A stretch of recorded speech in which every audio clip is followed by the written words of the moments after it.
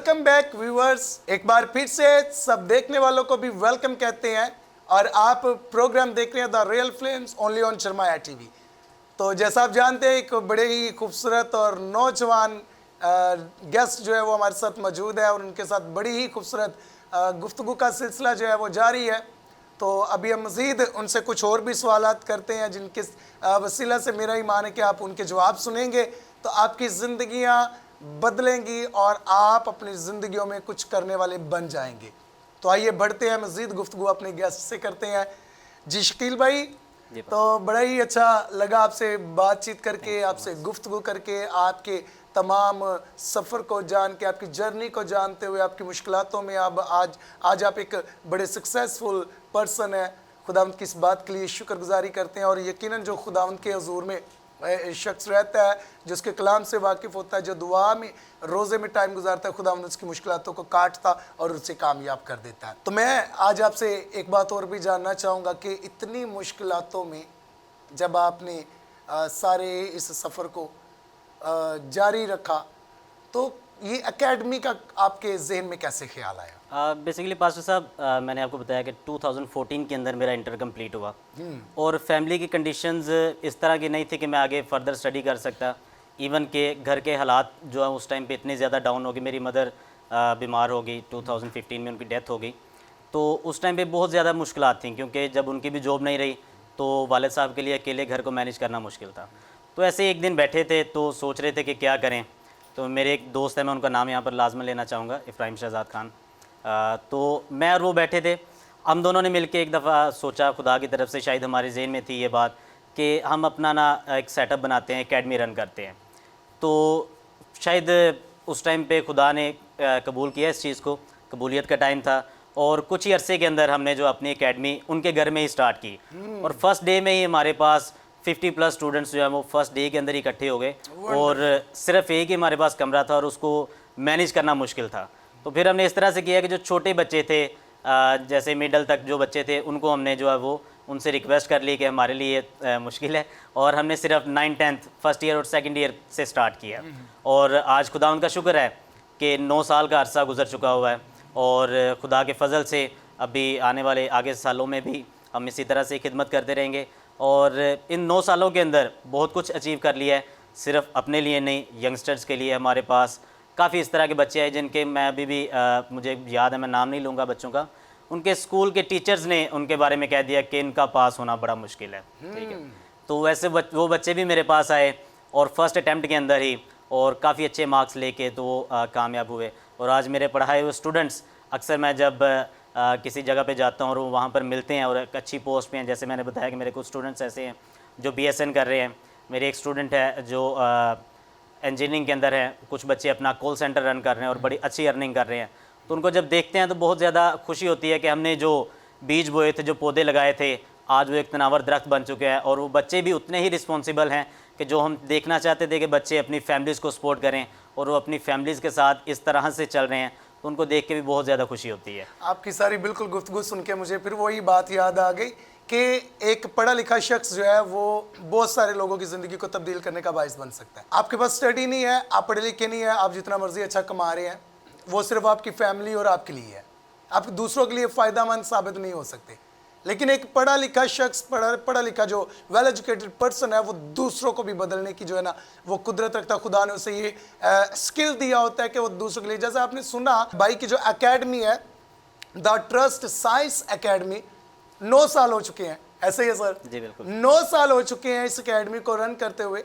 तो खुदावंद की शुक्रगुजारी, आपने सुना कि बहुत सारे स्टूडेंट्स आज बड़ी अच्छे लेवल पर बैठे हुए हैं जिन्होंने स्टडी की और ये इस एकेडमी से वो भी स्टूडेंट निकले जिनके टीचर्स ये कहते थे कि ये बच्चे कभी पास हो ही नहीं सकते, ये कुछ कर ही नहीं सकते।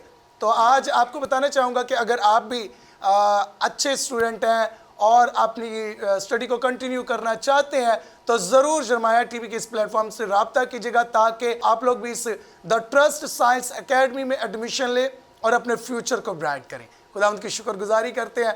तो शकील भाई, जब आपने एमफिल किया तो क्या आपकी फीलिंग थी जब आपको डिग्री मिली और उस टाइम क्या एक्साइटमेंट थी? पास्टर साहब, आपने बहुत अच्छा क्वेश्चन किया है और मैं ज़रूर अपने व्यूवर्स के साथ ये अपनी स्टोरी शेयर करना चाहता हूँ कि जिस टाइम पे मैंने स्टार्ट किया तो शुरू में बहुत ज़्यादा मुश्किलात पेश आई थी। लेकिन जिस टाइम पे मुझे वो डिग्री मिली है एमफिल की, जब मैंने वो रिसीव की है, और कम्युनिकेशन सरमीक के अंदर जिस टाइम पे मैं वो रिसीव कर रहा था, तो आप सोच नहीं सकते, मैं आपको बयान नहीं कर सकता कि मैं उस टाइम पे कितना खुश था या कितना एक्साइटेड था। और साथ ही साथ मेरी आंखों में आंसू भी थे कि मेरी जो आज मेहनत है वो ज़ाया नहीं गई। मेरे माँ बाप ने जो मेरे लिए कुर्बानियाँ दी हैं, जो उन्होंने मेरे लिए एफ़र्ट्स किए हैं, मैं उनको उनकी उन ख्वाहिशात को पूरा कर चुका हूँ। और इस पर मैं फिर से एक शेर आपकी इजाज़त के साथ, कि मैं जब से चला हूँ मेरी मंजिल पे नज़र है, मेरी आँख ने कभी मील का पत्थर नहीं देखा, ये फूल ये कलियाँ क्या मुझे विरासत में मिले हैं, तुमने मेरा कांटों भरा बिस्तर नहीं देखा। तो जितनी भी मुश्किलात जो मैंने फ़ेस की थी, जब वो डिग्री मुझे मिली है तो मुझे लगा कि ये मेरा उन सारी चीज़ों का जो तलाफ़ी है वो आज हो चुकी है। और खुदा ने आज मुझे इस काबिल बनाया है कि मैं एमफिल की डिग्री रिसीव कर रहा हूँ और एक मुकाम पर पहुँच चुका हूँ, और अपने लिए, अपनी फैमिली के लिए, और ख़ास तौर पर अपनी क्रिश्चियन कम्युनिटी के लिए मैं अब और ज़्यादा जो है वो गर्म जोशी के साथ और पुरजोशी के साथ मैं ये काम कर सकता हूँ। तो what is the plan for future? पर सब टू बी वेरी ऑनेस्ट, बड़े लोग हैं जो आजकल पाकिस्तान के अंदर नहीं रहना चाहते, लेकिन मैं आपसे बड़ा फ्रैंकली ये कहना चाह रहा हूँ कि मेरा जो कहीं पर भी अब्रोड जाने का कोई प्लान नहीं है।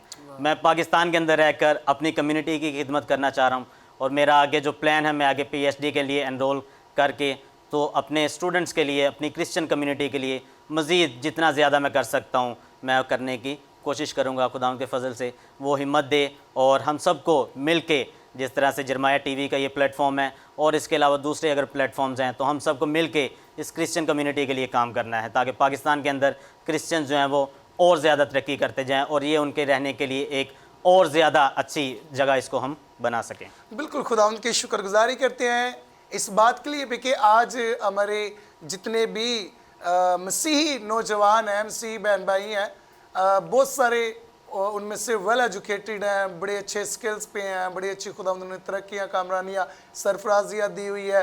तो आप बड़े खूबसूरत ख्यालात अपने नौजवानों के लिए रखते हैं, अपनी नौजवान बेटियां और बेटों के लिए रखते हैं। खुदावंद आपको आपके तमाम प्लान्स में कामयाबियाँ अता करे। आखिरी पैगाम आप हमारे इस प्लेटफॉर्म से हमारे नौजवान नस्ल को क्या देना चाहते हैं? जी, नौजवान नस्ल के लिए, जैसा कि मैं पहले भी एक बात कह चुका हूँ कि अपने पेरेंट्स का बहुत ज़्यादा अदब करें, उसके साथ साथ अपने उसातिज़ा का अदब करें। और बीइंग अ टीचर मैं आपसे यही बात करूँगा कि कभी भी, कैसे भी हालात हैं, मुश्किल हालात में भी डटे रहें, और कभी भी अपनी तालीम को ना छोड़ें, और साथ ही साथ खुदा के में और ज़्यादा बढ़ें, दुआ करें। जब भी कभी मुश्किलात का सामना हो तो खुदा को ज़रूर याद करें, खुदा से हिम्मत मांगें और उससे उसका सब्र मांगें, और खुदा आपको बहुत ज़्यादा कामयाबी अता करेगा। आमीन, प्रेज़ द लॉर्ड। शुक्रगुजारी करते हैं एक बार फिर से आपकी कि आपने अपना टाइम हमें दिया और इस प्रोग्राम में तशरीफ़ लाए, और आपकी बातों से यकीनन मैंने बहुत कुछ सीखा भी और बड़ी हौसला अफजाई भी हुई। बताना चाहता हूँ अजीज़ों कि यकीनन जब हम खुदा के ताबे रहते हैं तो खुदावंद हमें कभी भी गिरने नहीं देता। आज इस प्रोग्राम के वसीला से यकीनन ज़रूर नौजवानों को कहना चाहूँगा, आपकी कामयाबियाँ, आपकी तरक्कियाँ आपके खुदा के साथ है। खुदा फरमाते हैं अपने कलाम में, चौथे हुक्म में कि तू अपने माँ बाप की इज्जत करना, मैं तेरी उम्र को दराज करूँगा, तेरी उम्र को बढ़ा दूँगा। और ये उम्र सिर्फ इस तरह से नहीं बढ़ेगी कि वो बढ़ने के बाद दुखों में, मुसीबतों में, परेशानियों में गुजरे, बल्कि उम्र इस लेवल पर बढ़ाएगा खुदावंद खुदा आपकी कि आपको कामरानियाँ, सरफराजियाँ, तरक्कियाँ, ये सब कुछ नसीब होगा। ये कब होगा? जब हम खुदा के कलाम को पूरा करेंगे।